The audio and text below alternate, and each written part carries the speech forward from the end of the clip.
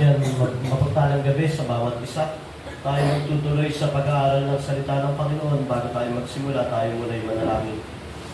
Panginoon, sa gabing ito kami nagpupuri, niluluwalhati at dinadakila ka, Panginoon. Salitsigin mo ang puso at isip namin.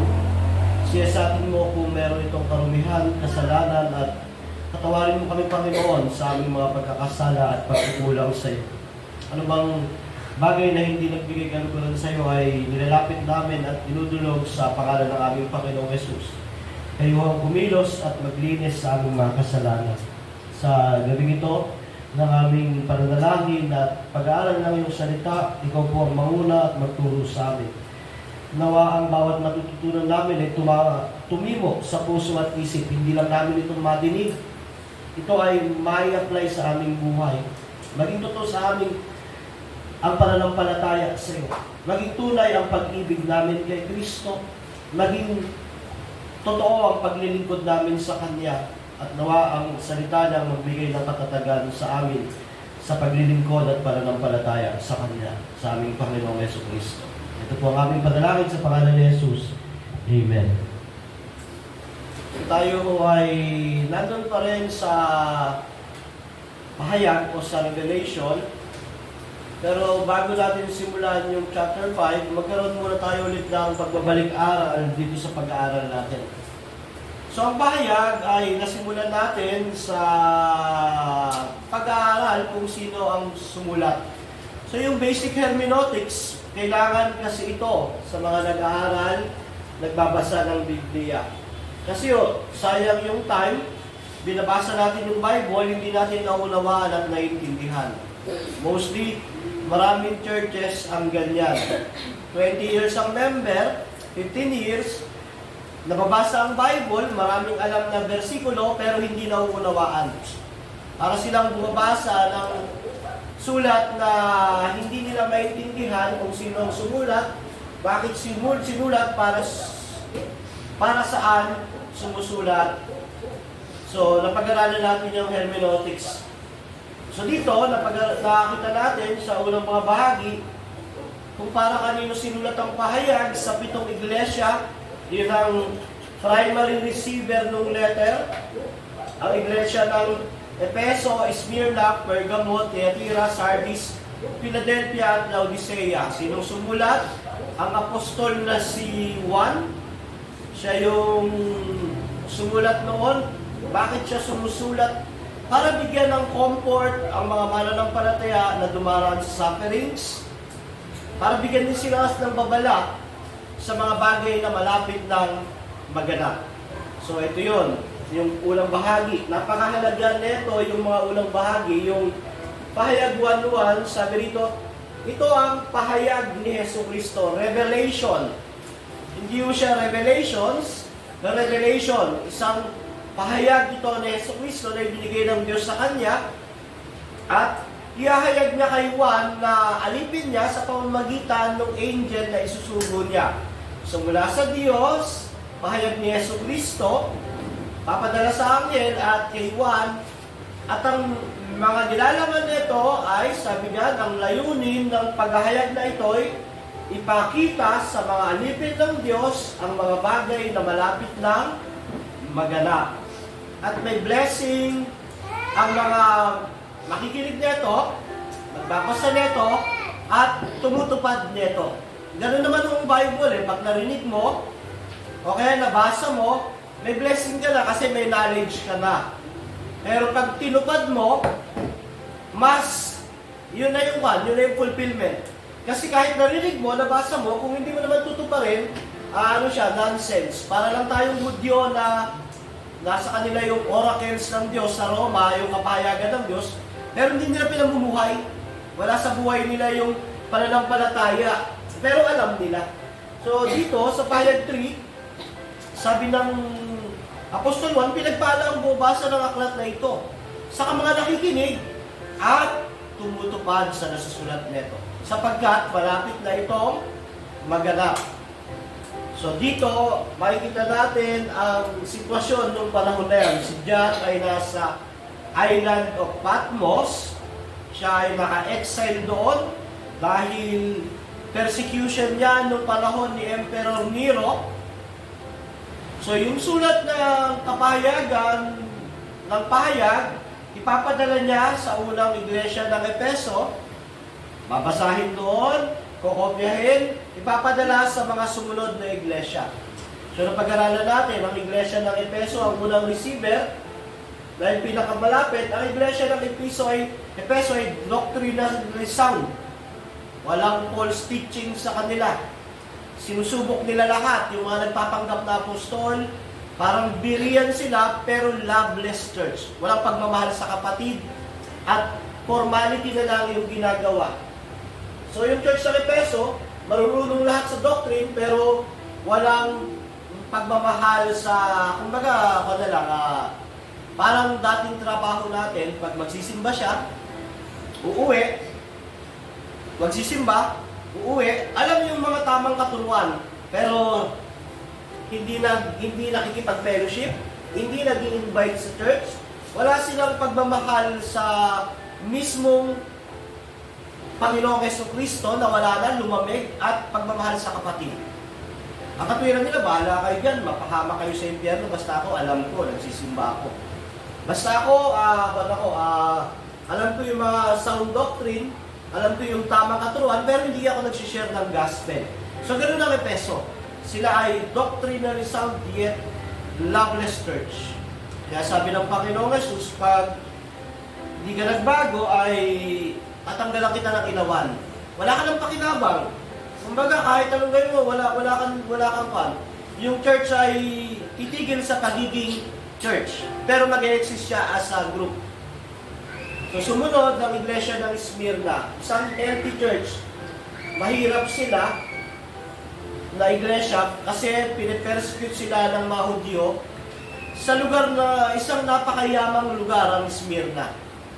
At dito makikita natin sa paligid ng tao sa paligid nila at sa kalagayan nila, sila ay mahirap dahil konti ang opportunity, dahil sila ay sinisiraan ng mga Hudyo, hindi sila nagko-compromise, naninindigan sila sa pananampalataya nila, nakikita sa buhay nila, maraming ayaw sa kanila, maraming nagagalit at nape-persecute sila.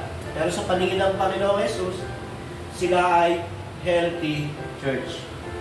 Ang iglesia ng Pergamo, isang liberal church, lahat tinatanggap nito. Teachings ni Balaam, teachings ng mga Nicolaita. Yes, sila ay nakikipellowship, lovely sila, pero compromise sila, liberal, pwede lahat. As long as hindi magkakaroon ng conflict sa bawat isa, tatanggapin nila. Yan ang Pergamo. Sumunod ang Thyatira na pag-aaralan natin na tolerant church. Tinotolerate nila ang turo ni Jezebel na pinalimbawa sa isang karakter sa Old Testament na base sa mga nag-aaral, possible isa itang babaeng leader sa loob ng church o asawa ng pastor na siyang nangunguna para bang isang bulag ang umakay sa bulag. Napakahirap po niyan pag ang nagli-lead ng church ay spiritually deceived o blind. Diba? Isang babae na sinasabi ng Bible na hindi siya dapat ang head ng church. So dito nakikita natin, tinotolerate ng mga taga-Thyatira yung spiritually blind na leader na siya ang manguna sa kanila. Sumunod ang Sardis, patay na church. Sa paningin ng paligid, buhay na buhay siya, kumpleto lahat, self-sufficient siya, dahil isang mayaman na church, pero sa paningin ng Panginoong Jesus, siya ay isang dead church. Ang huli at isa sa healthy church, yung Philadelphia, ang Brotherly Love Church. At ito ay isang healthy church, talagang sila ay wala na idadagdagang Panginoong Jesus, manatili na lang sila sa ginagawa nila dahil ito ay doctrinally sound, loving church, sila ay nag-evangelize, sila ay nagdadala ng mga tao wala kay Kristo. Mahal nila ang mga believers at mga unbelievers. So, Brotherly Love Church. Sumunod, yung chapter 4, nung pagkatapos noon, ipahayag. Ay, Laodicea pa pa. Oo nga, no? Sorry. Buti, alam mo Hindi ko nasama rito, nakalimutan ko yung Laodicea, yung lukewarm church. Ang Laodicea ay ang lukewarm church na isa sa pinaka-sentro. At dahil sa geographical na kalagayan niya, yung tubig galing Hierapolis sa Colossae, malamig at maligamgam dahil magta-travel siya ng papunta ng Laodicea. Pagdating sa kanila, yung malamig na tubig, maligamgam na, yung mainit na tubig, maligamgam na. So nagta-travel kasi wala silang natural resources ng water, ang Laodicea.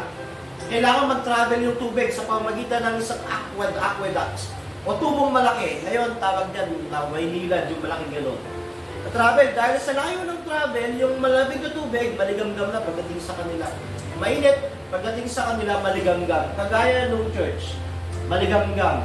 Dahil sila ay mayamang church, meron silang pagawaan ng pamatak sa mata, sila ay kilala sa banking, yung mga ginto, doon na iipon sa lugar nila. Bukod doon, sila ay pagawaan ng tela. Kilala nun, kaya ang tingin nila sa sarili nila mayaman. Pero sabi ni Kristo, hindi.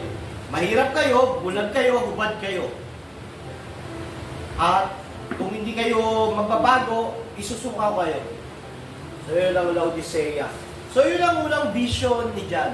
Yun yung season 1. Kumbaga, parang nanonood ng Netflix si John, unang season, yung revelation sa kanya, sinabi na ngayon yung 7 churches. Pangalawang season, yung chapter 4. So dito, pagtingin niya sa kalangitan, parang isang bukas na pinto at pag-akit niya roon, pinakakit siya, nakita niya roon una yung nasa trono. At yung nasa trono ay hindi niya malarawan yung kagandahan. Ang ginamit niyang paglalarawan ay yung mga batong magaganda na kung masilawan ng araw ay kumikinang. Tapos nakita roon yung trono nagsisimbolo ng power. Nakita roon yung rainbow na parang, ano bang klaseng bato yun, na sumisimbolo ng faithfulness nung nasa trono. Nakita niya.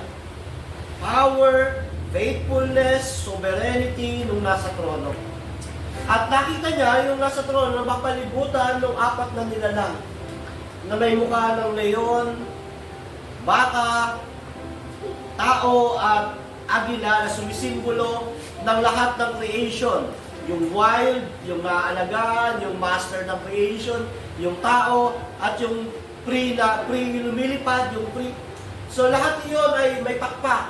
6, sumisimbolo ng yung sa mata ay reverence, sa mukha reverence, sumasamba ang creation, may reverence, yung paa ay pantakip sa paa, humility, at yung isa ay panlipad ng creature na to, sumisimbolo ng obedience.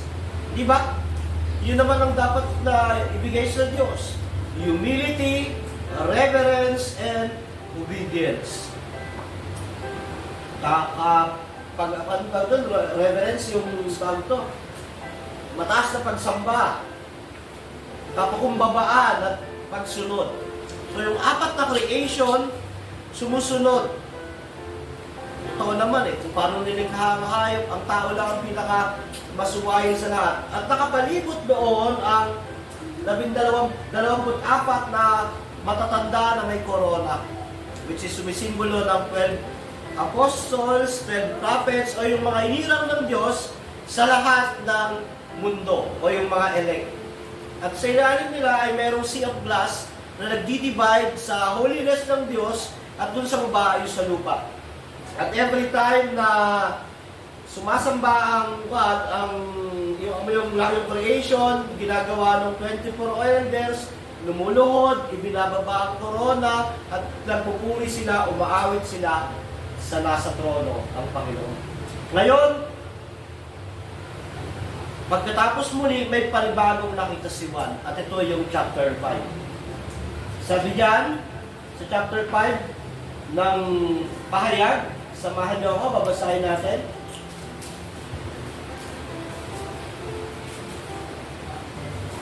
Ang kasulatan at ang kordero. Nakita ko sa kanang kamay ng nakaupo sa trono ang isang kasulatang nakabalumbon na may sulat sa loob at labas at sinarahan ng 7 selyo. Nakita ko rin ang isang makapangyarihang anghel na nagtanong ng malakas. Sino ang karapat-dapat na mag-alis sa mga selyo at magbukas sa balumbon? Ngunit wala ni isa man, maging sa langit, maging sa lupa o sa ilalim ng lupa, na makapagbubukas o makatingin sa nilalaman niyon. Buong kapaitan ako umiyak dahil walang natagpuang karapat-dapat na magbukas at tumingin sa nilalaman niyon. Ngunit sinabi sa akin ng isang matandang pinuno, "Huwag kang umiyak. Tignan mo, ang leon mula sa lipi ni Juda, ang anak ni David, ay nagtagumpay at may karapatang mag-alis sa 7 selyo at magbukas sa kasulatang nakabalumbon." Pagkatapos, nakita ko sa pagitan ng matatandang pinuno at ng tronong napapaligiran ng 4 na buhay na nilalang ang isang korderong nakatayo na ang anyo ay tulad ng pinatay na. Ito ay may 7 sungay at 7 mata na siyang 7 espiritu ng Diyos na pinadala sa buong daigdig. Lumapit ang kordero at kinuha ang kasulatan na nakabalumbon sa kanang kamay ng nakaupo sa trono. At nang ito'y kunin niya, nagpatira pa sa harapan ng kordero ang 4 na buhay na nilalang at ang 24 na matatandang pinuno. Bawat isa ay may hawak na alpa at may gintong mangkok na puno ng insenso na siyang mga panalangin ng mga hinirang ng Diyos. Inawit nila ang isang bagong awit, isang karapat-dapat na kumuha sa kasulatang nakabalumbon at magtanggal sa mga selyo niyon. Sapagkat pinatay ka, at sa pamamagitan ng iyong dugo ay tinubos mo ang mga tao para sa Diyos. Mula sa bawat lahi, wika, bayan at bansa, ginawa mo sila isang lahing maharlika, mga pari na tinalaga upang maglingkod sa ating Diyos, at sila'y maghahari sa lupa. Tumingin ako muli at narinig ko ang tinig ng milyon-milyon at libo-libong anghel. Sila'y nakapaligid sa trono, sa 4 na buhay na nilalang at sa matatandang pinuno. Umaawit sila ng malakas. Ang korderong pinatay karapat-dapat tumanggap ng kapangyarihan, kayamanan, karunungan, kalakasan, kaluwalhatian, papuri at paggalang. At narinig ko umaawit ang bawat nilikhang nasa langit, nasa lupa, nasa ilalim ng lupa at nasa dagat. Lahat ng mga naroon sa nakaupo sa trono at sa kordero, ang papuri at karangalan, kaluwalhatian at kapangyarihan magpakailanman. At sumagot ang 4 nilalang na buhay, Amen. At nagpatira pa ang matatandang pinuno at nagsisamba. Ito po ang salita ng Diyos. Ito ay encouragement sa mga totoong mananampalataya. Pagbibigay kalakasan pag dumarating ang persecution. Nagbibigay ito ng kalakasan pag dumarating ang encouragement. Tinatanggap ito ng mainirang ng Diyos bilang biyaya at pagpapala. Purihin ang salita ng Diyos. Makikita natin diyan yung nung pagkatapos ng makita yung 4 na nakapaligid at 24 na matatanda, nakita niya sa kanang kamay ng nakaupo sa trono ang isang nakabalumbon na may sulat sa loob at labas. At meron itong 7 selyo. At nung nakita niya, sabi nung isang malakas na anghel, nagtanong, ang makapangyarihang anghel, nagtanong, sino ang karapat-dapat para magbukas? At tumingin sila sa paligid, wala silang nakita ang karapat-dapat. Tumangis si Juan. Pero sabi nung isang matanda, huwag ka nang umiyak. Bakit? Kasi ang anak ni David ay pwede ang leon mula sa lipi ni Juda, ang anak ni David, ay may karapatang magalis ng 7 selyo dahil siya ay nagtagumpay na. Pero nung nakita niya, ang inaasahan niya ay isang leon, ang nakita niya ay isang kordero na parang pinatay na. Imbis na leon, ang nakita niya ay isang kordero, yung batang tupa na pinatay na. At kinuha ng kordero o ng batang tupa yung balumbon na may nakalagay na 7 selyo, at pagkatapos niya kuhanin, sumamba ang lahat ng nakapaligid dito. Yun yung sumunod na nakita ni Juan. Ano ang gustong sabihin nito? Ito ang title ng ating message. Ang korderong leon, manunubos at hukom. Dito makikita natin ang ginawang pagliligtas ng Panginoong Jesucristo. Makikita natin siya yung leon na siya rin ay kordero o yung tupang pinatay. Makikita natin na walang ibang may karapat-dapat kumuha nung balumbon ng scroll na merong 7 selyo. Marami, pag in-interpret ito, ang interpretation nila ay ito ay tungkol na sa end times. Tungkol na ito sa mga mangyayari sa hinaharap. Pero kung gano'n ang interpretation, magiging unfaithful ang Bible sa mga taong magre-receive ng sulat. Ang mga magre-receive ng sulat, maunawaan nila ng madali ang mensahe na iyon. Kaya ang mensahe, ang korderong leon, manunubos at hukom. Tignan natin yung unang puntos, sabi niyan, ang kasulatan at ang karapat dapat mag-alis ng selyo at magbukas. Di ba pagbukas ni yung sumunod na nakakita ni John sa vision, sa kanang kamay na nakaupo sa trono may kasulatan at naghahanap kung sino ang karapat-dapat na mag-alis ng selyo dahil yung scroll o yung kasulatan ay merong 7 selyo. So, ganyan yung nakita ni Juan. Yung nakaupo sa trono, hawak yung kasulatan o yung scroll na may 7 selyo.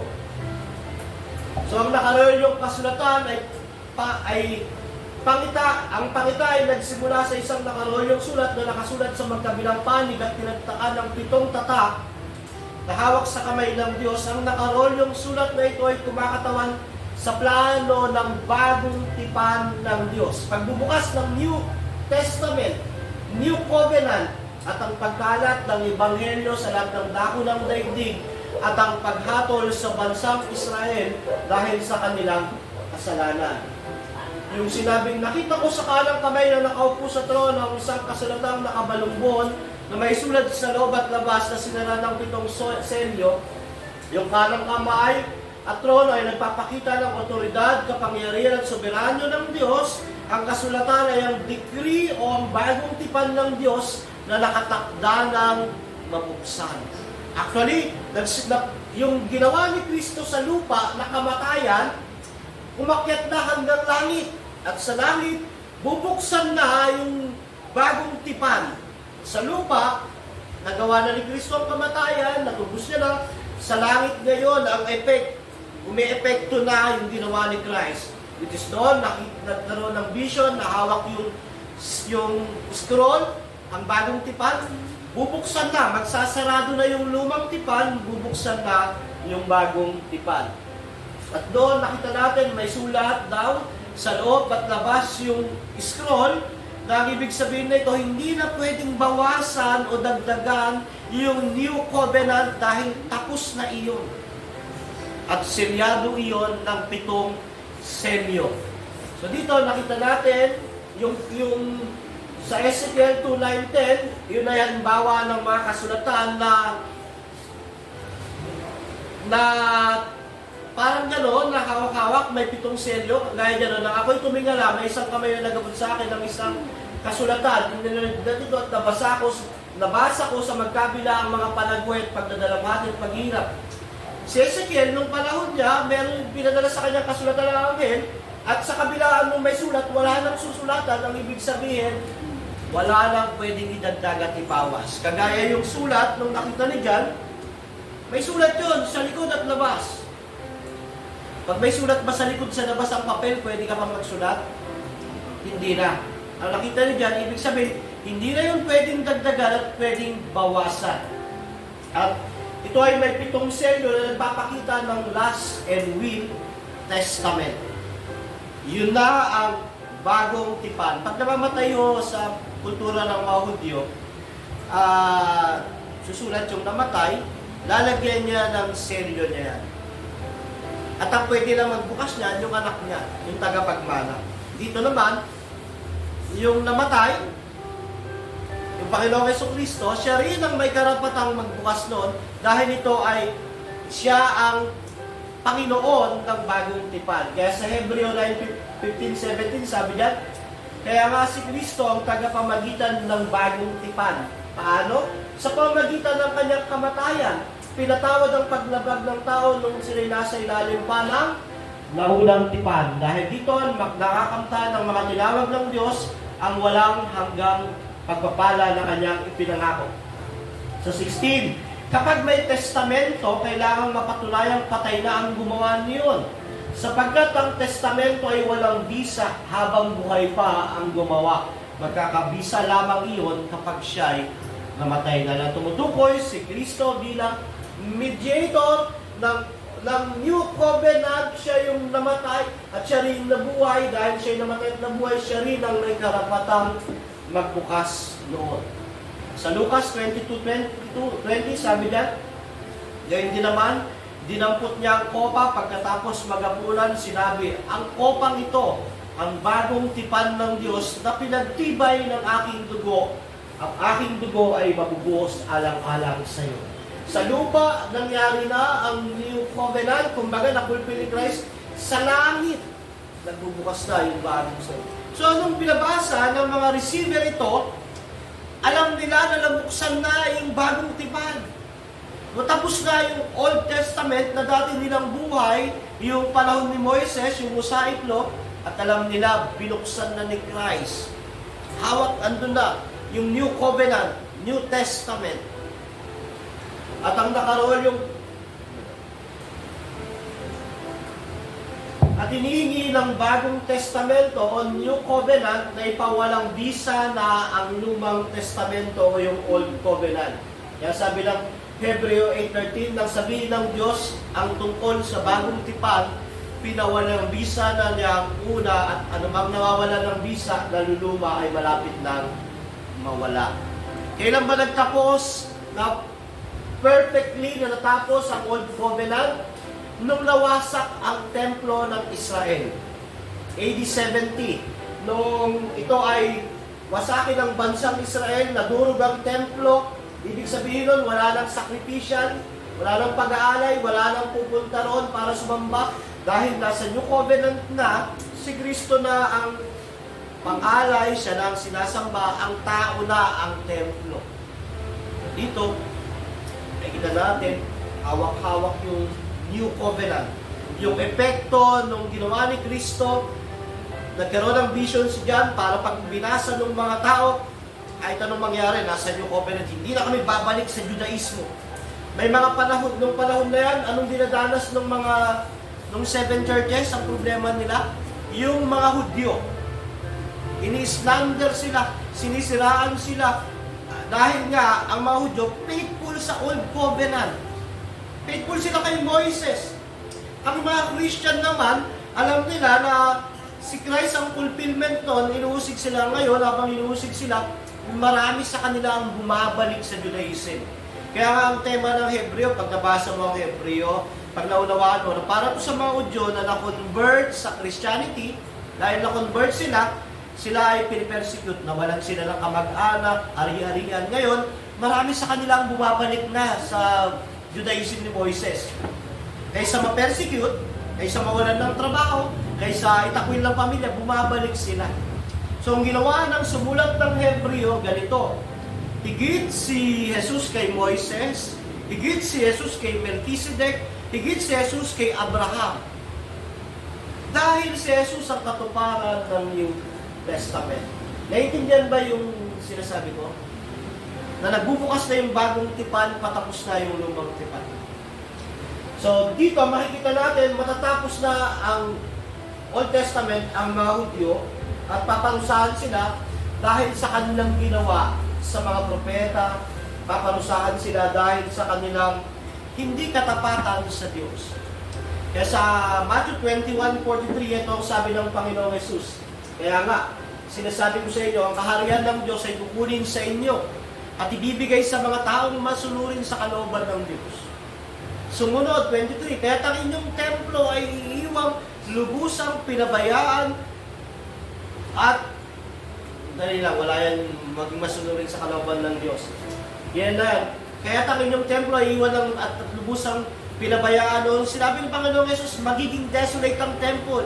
Madudurog, mawawasak, masisira. Which is nagsisignify ng katapusan ng Old Covenant, Old Testament. Sa 24:2, sinabi sa kanila, pagkakasunod series siya na yan yung pakikipagtalakayan ni Kristo tungkol sa darating na judgment sa Israel. Sinabi niya sa kanila, nakikita ba ninyo ang gusaling iyan, yung templo, tinuro niya, tandaan nyo. Darating ang araw na wala na yung matitirang bato, sa ibabaw ng isa pang bato, lahat ay guguho. Anong gusto sabihin ni Kristo? Matatapos na ang Old Testament. Pag namatay ako, simula na ng New Testament, at hindi na kayo sasamba sa templo yan, gigibain ko na yan dahil ang templo ay yung mga taong sumasampalataya na kay Kristo. At dito sa Matthew 23, sabi diyan, bakit paparusahan ng Israel? Kaya nga paparusahan kayo. Dahil sa pagkamatay ng lahat ng taong pinatay na walang sala, magmula kay Abel hanggang Zacarias na anak ni Barakias. Pinaslang ninyo si Zacarias sa pagitan ng templo at ng dambalang sunugan ng mga handog. Tandaan ninyo, ang parusa sa lahat ng mga pagpatay na iyon ay babagsak sa salinlahi ito. Paparusahan ang bansang Israel dahil sa pagpatay nila, pag sinabing kay Abel, si Abel, yung anak ni Adan, kay Zacarias, yung una at hanggang huling propeta,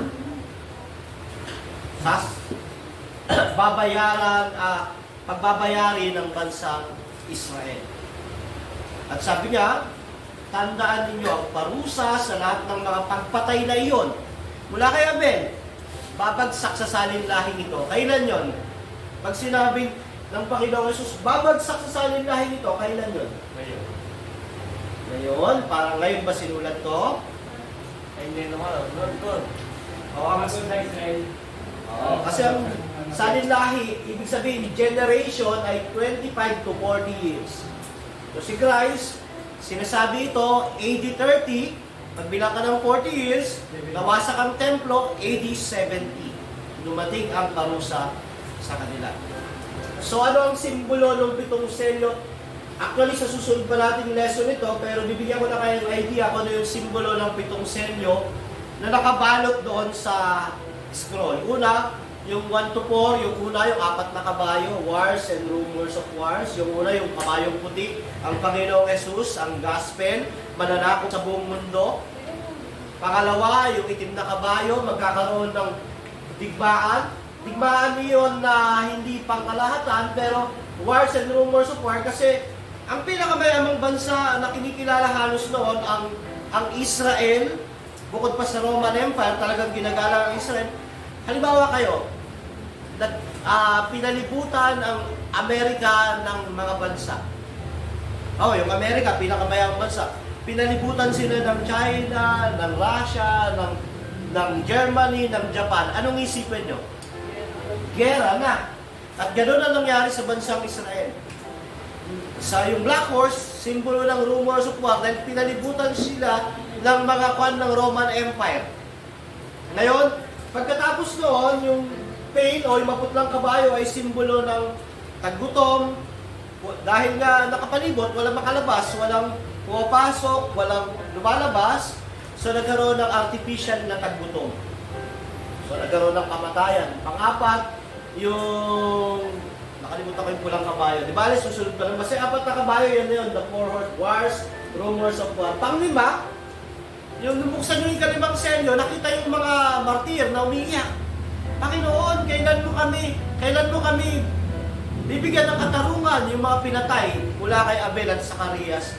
Humihingi sila ng katarungan sa Diyos. Sabi ng Diyos, sandali na lang, malapit na. Anong ibig sabihin nun? Pinapakita yung pagkawasak ng Israel, pagtatapos ng Old Covenant, dahil sila ay hindi naging faithful sa Panginoon, bubuksan yung New Covenant, i-vindicate o bibigyan ng katarungan yung mga martir na namatay.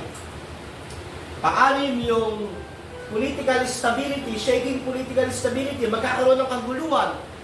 Bawat bayan sa Israel nun, magkakaroon ng namumuno, magkakagulo yung mga namumuno. At nung panahon nga daw na iyan, ay unti-unting namatay si Emperor Nero.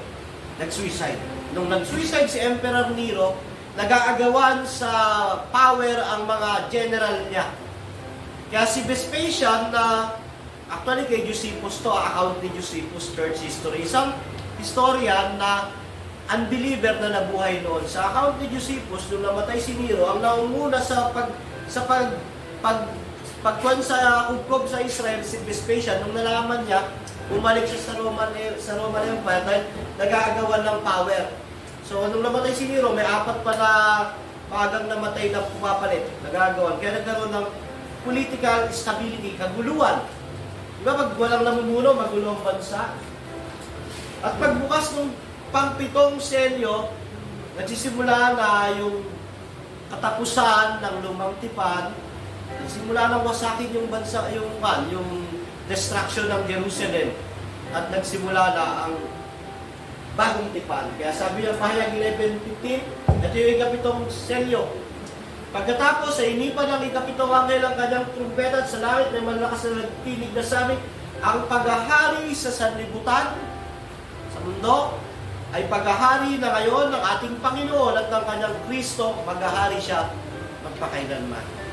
Nung nawasak na ang Temple of Jerusalem, ang bayan ng Jerusalem, katapusan ng Old Testament, New Testament, si Kristo ay nagsimula ng maghari sa mundong ito, not physically, but spiritually, through His churches.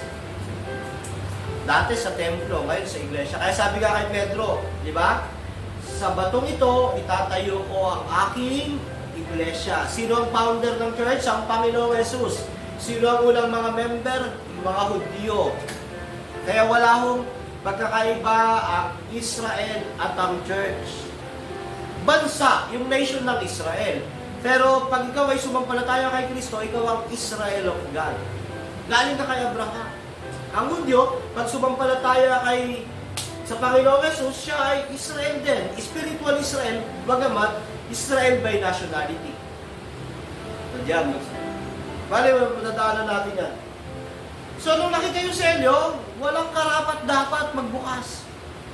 Isang malakas na anghel na nagpayag, sino ang karapat dapat magbukas ng balumbon at magtanggal ng mga tatak nito? Walang sino man sa langit, sa lupa, sa ilalim ng lupa, ang tila karapat dapat. Tinatampok nito yung pagbubukas ng bagong tipan, at yung kabigatan ng nalalapit na hatol, pero walang may kakayahan, walang qualified, walang pwedeng magbukas.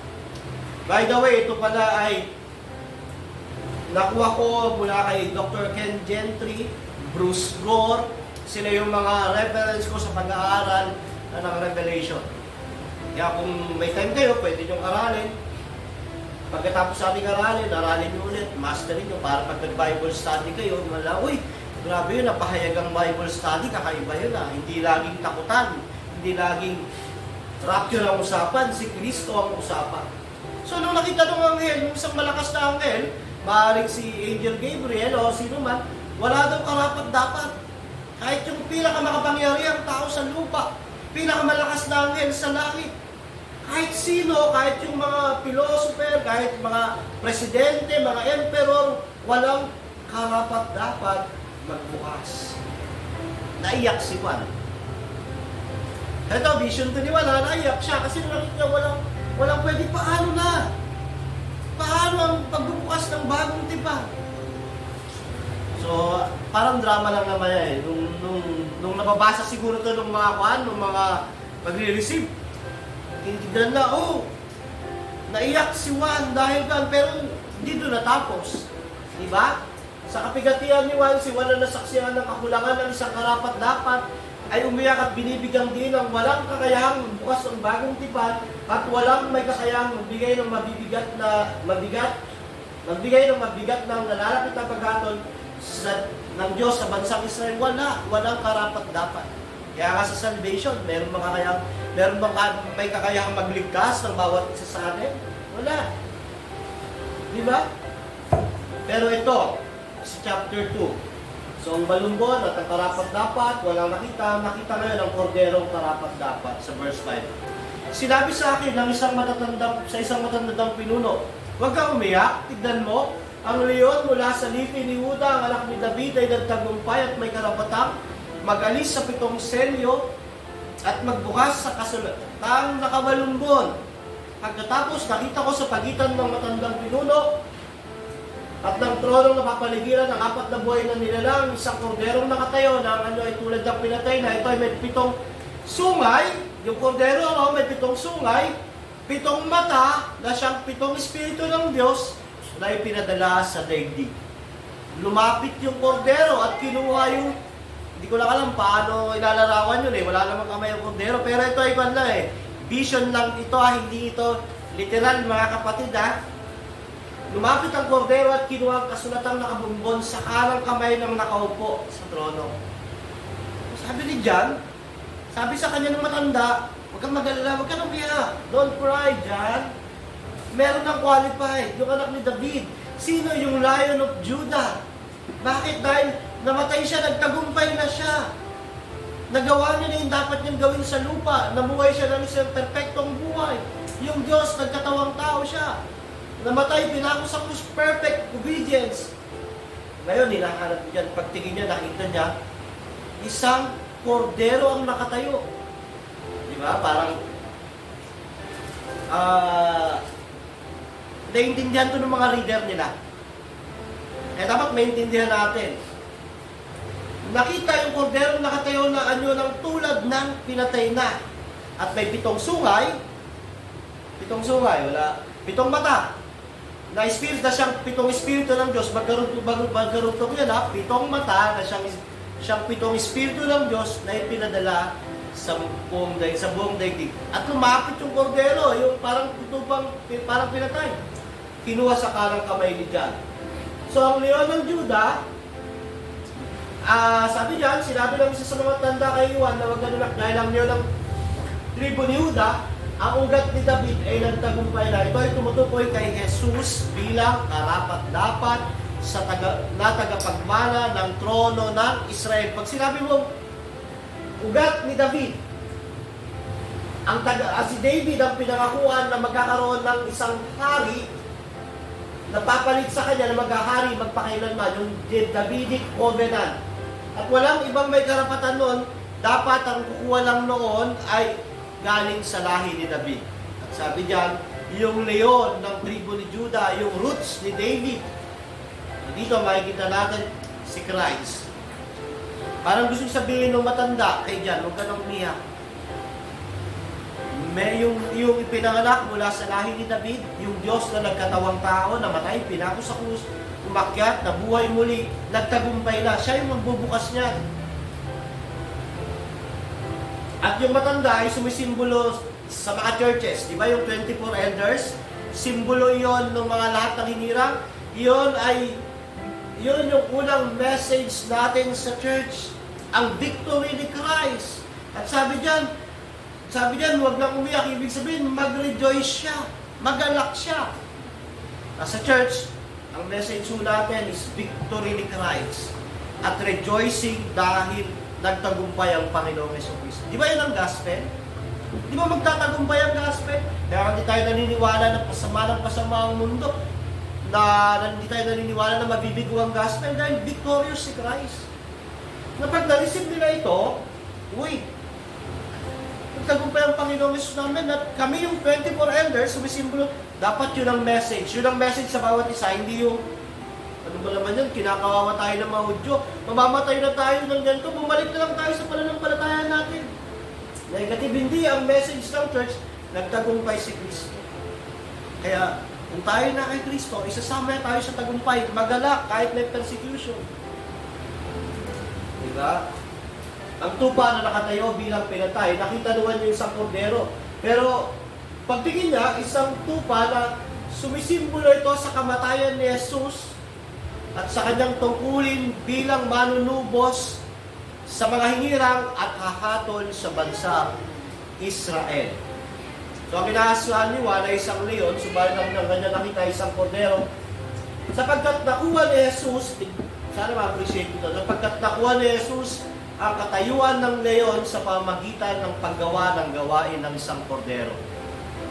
Tinasya ng Ama bilang Lord natin dahil siya ay nagtagumpay. Pero bago siya naging Pero siya ay Lord na bago siya gawing Panginoon ng Diyos, ha? Yung tinatawag ng mediatorial lordship. Sino nakakalam nun? Tagapamagitan. Hindi natural yung hindi natural yung pagiging tagapamagitan ni Kristo. Na-achieve na yon sa pamagitan ng kanyang kamatayan at muling pagkabuhay. Kaya walang ibang tagapamagitan sa Diyos at sa tao kundi si Kristo. So ginampanan niya yung trabaho ng kordero, kaya siya ngayon ay leon na nagsisimbolo ng power, authority, kingship. So tignan natin, ano yung sungay? Tignan natin, sabi sa Joshua 6:4-5, nakita niya, yung 7 sungay ay mababasa natin sa Joshua 6:4-5. Nung sila ay sasakupin ng Jericho, sabi niyan, paunahin mo sa kabanang tipan ng 7 pari na may dalang mga trumpeta, 7 trumpeta, siyempre 7 pari, na yari sa sungay. So sa Jericho, lulusog sila, hawak nila trumpeta, ihipan yon. Ano sinisimbolo noon? Sumisimbolo yon ng power. Yung 7 sungay ni Kristo ay sumisimbolo ng fullness of His power or omnipotent. Pangalawa, yung 7 mata, makikita yun sa Zacarias 4:8. Sinabi muli sa akin ni Yahweh, si Zerubbabel ang naglagay ng pundasyon sa templong ito at siya rin ang tatapos. Kapag siya natapos na, mapapatunayan ng lahat na ikaw ay aking sinugo. Nag-aalala sila ngayon dahil magbagal ang pagkayaran ng templo, ngunit matutuwa sila kapag nakita nila ito ay pinamamahalaan ni Zerubbabel. Sabi niya, sinabi sa akin ng anghel, ang 7 sinag na iyan ay paningin ng Diyos at lalaganap ito sa buong daigdig. Di ba yung kordero may 7 sungay, sumisimbolo ng power, omnipotent Christ, yung mata na may 7 espiritu, 7 liwanag ay sumisimbolo ng omnipresent at omniscience ng Lamb. Nakikita niya lahat, alam niya lahat. So yung nakita ni Juan, ang inaasahan niya leon, pero nakita niya isang kordero na makapangyarihan. Ito ang sungay, merong mata na siyang Espiritu ng Diyos, all-knowing, alam lahat, omnipresent, andun sa lahat. So ano yung character ng Father, yun yung attributes ng Father, yun ang attributes ng nakita niyo. Pero siya ay nasaan yung kordero, which sumisimbolo ng sacrifice ni Christ. So kinuha ng kordero ang scroll, kinuha ng kordero ang balumbon sa kanang kapay na nagpapakita ng kanyang otoridad at ang katotohanan siya ay karapat-dapat na magbukas ng bagong tipad at magsagawa ng mga hatol ng Diyos. Kaya nga siya yung Redeemer and Judge. Judge and Savior. So nung unin, nagpatira pa sa harapan ng kordero yung 4 na buhay nila lang, sumamba lahat. Dali na lang yan. So ang mga nila lang, nung matatanda ay sumamba, ang 4 nila lang, alam natin, all creation, nag-alay sila ng papuri, kumanta ng isang bagong awit na mababasa natin sa Isaiah 42:10-13, sabi niya, umawit kayo ng isang bagong awit kay Yahweh. Ang buong daigdig sa kanya magpuri. Purihin niyo siya kayong mga naglalayan. So, nung nakuha yung balumbon, all creation, all elders, lahat ng mga anghel, nagpuri doon sa kordero, sa Panginoong Jesucristo. So, mga anghel, bawat nilalang ay nakikisa ng papuri. Pagkatapos noon, natapos na yung pangitain, ang 4 na nilalang nabuhay nagsabi lang, Amen. At nagpatira pa yung matatanda at sumamba. Tinatapos ang pangitain ng may pagpupuri at pagpapitagan sa Diyos at sa Kordero. Father God, yung may hawak ng seal, at si Christ, dahil siya yung karapat-dapat, siya yung leon na galing kay David, tribe of Judah, na nung nakita ay isang kordero na powerful, omnipresent, omnipotent. Dahil doon, nung kunin niya yung pan, bubuksan na yung bagong tipan, na lahat ay nag-rejoice. Bakit? Yun yung fulfillment ng covenant.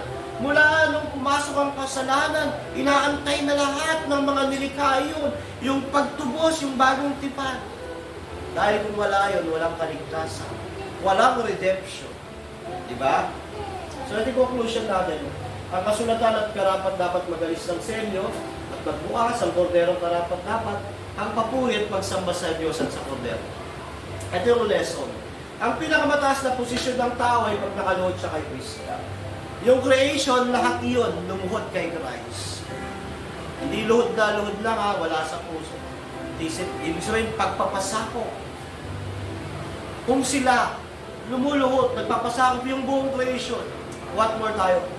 Maraming tao naghahanagad ng mataas na posisyon sa mundong ito, mataas na pagtingin ng tao, mataas na kalagayan sa trabaho, sa lahat, lagi nag-aaral na mataas. Pero hindi nila alam, ang pinakamataas na posisyon ng tao ay ang pagluhod kay Kristo.